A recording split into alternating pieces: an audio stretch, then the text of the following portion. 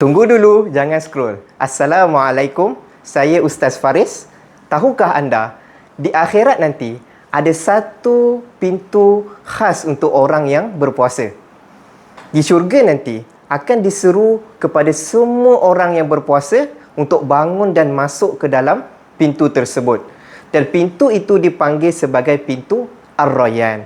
Yang mana selepas semua orang masuk ke dalam pintu itu akan ditutup selama-lamanya dan tidak akan ada lagi orang yang masuk selepas itu melainkan orang-orang yang berpuasa tadi.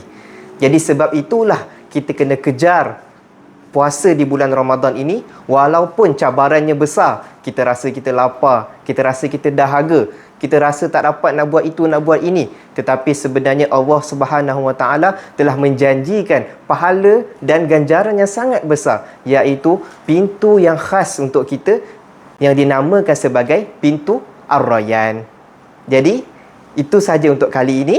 Sekarang anda boleh scroll. Assalamualaikum.